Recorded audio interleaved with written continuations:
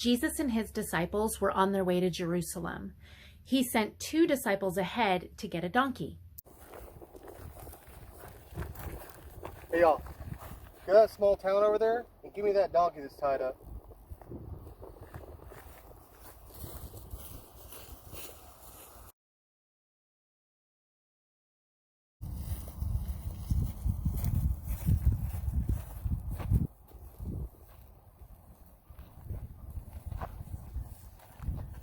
The people in Jerusalem knew that Jesus was coming. They gathered a large crowd around him and they waved their palm branches and shouted praises at him. They threw their coats down on the ground. They were so excited. They knew that he was coming because of the prophecy that was foretold in Zechariah 9 verse 9.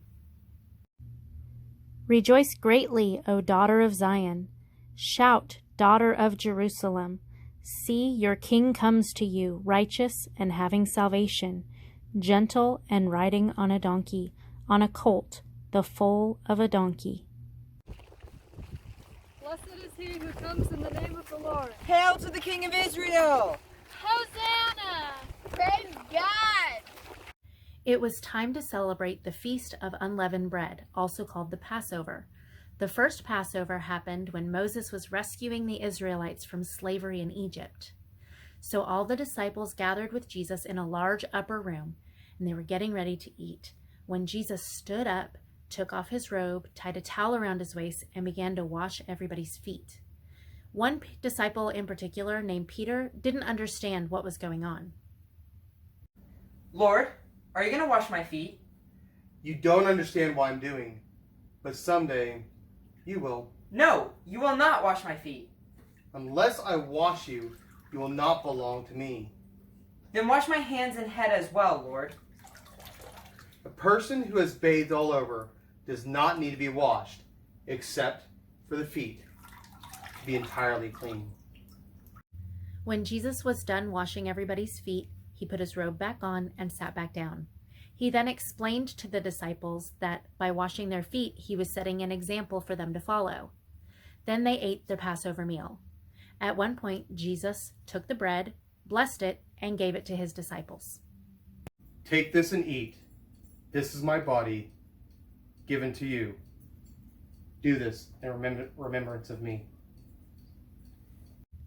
Then he picked up his cup, gave thanks to God, and shared it with his disciples.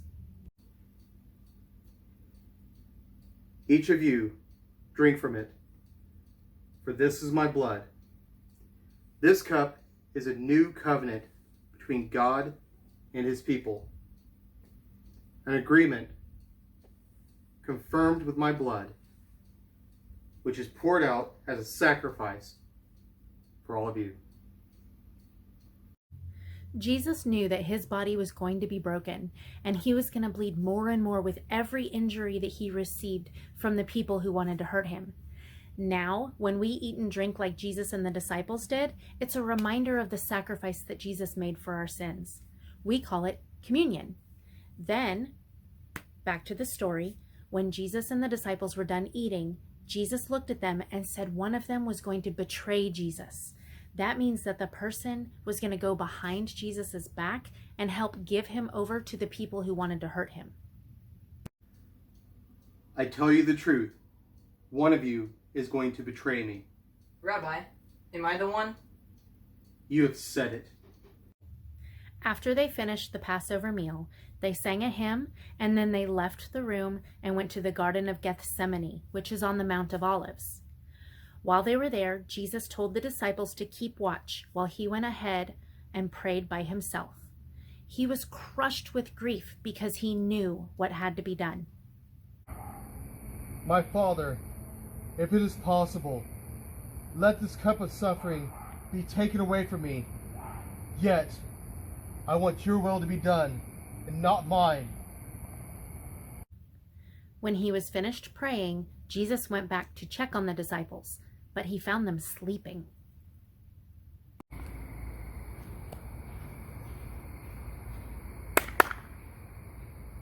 You all couldn't stay awake, even for just 1 hour? Jesus went off and prayed a second time. When he came back, the the disciples were still sleeping. So Jesus woke them up again, and then he went off and prayed a third time. When he came back, the disciples were still sleeping. So Jesus woke them up the third time, and this time they saw Judas coming with a crowd of men. Those men were carrying clubs and swords. Judas told the crowd that they would know who Jesus was because Judas was going to kiss him. Here they come. Greetings, Rabbi. You have betrayed the Son of Man with a kiss? Shall we fight? We brought swords. No! Put away your swords. Jesus touched the man's ear and healed him. Then Jesus explained to the disciples that everything that was happening is just as God said that it would. God's plan was to send Jesus to rescue us from our sins, and that's what was happening. And Jesus had to obey God no matter what. And Jesus knew what was coming. When Judas realized that Jesus was going to die, he was very sorry for what he had done. Judas threw the money that he had been paid into the temple, and then he went out into a field and died.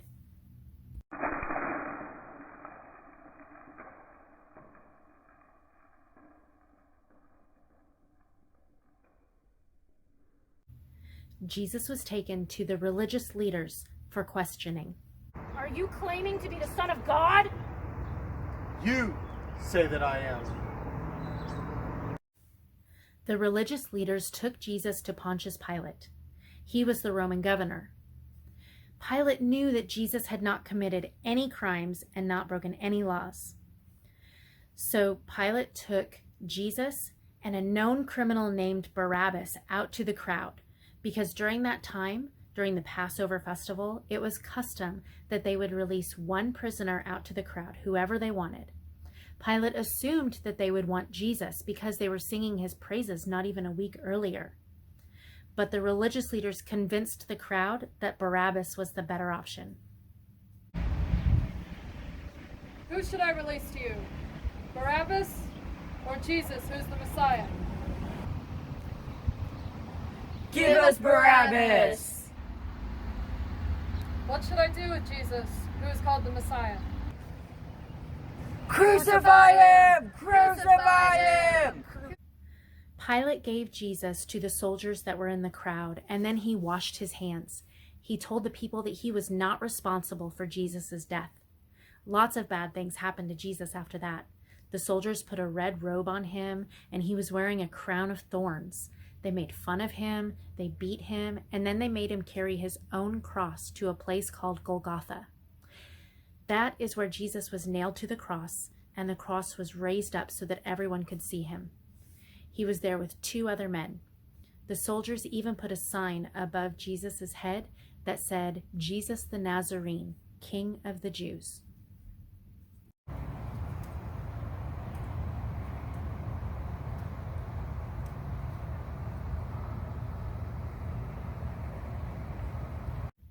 After Jesus hung on the cross for 3 hours, he said his final words, "It is finished."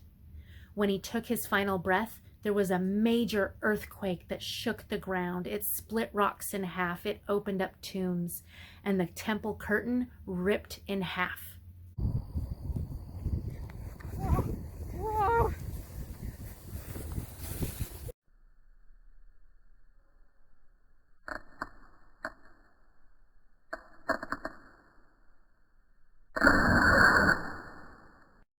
The soldiers who were there watching immediately knew that Jesus really was the Son of God.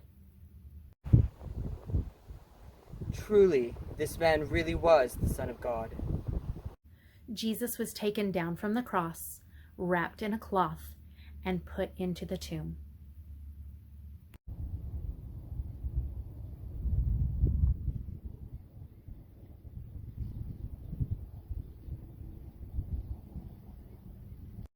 A large stone was rolled in front of the tomb entrance, and then this entrance was sealed to keep people from trying to steal Jesus' body.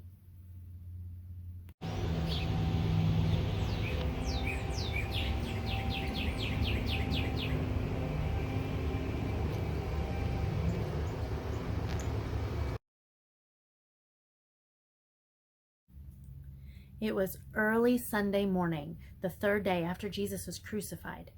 Mary Magdalene and Mary, the mother of James, were on their way to the tomb with oils and spices to anoint Jesus' body. But they wondered who was going to open the tomb for them. Who's going to roll away the stone? Suddenly there was a great earthquake. An angel of the Lord had come down from heaven, and he moved the stone out from in front of the tomb.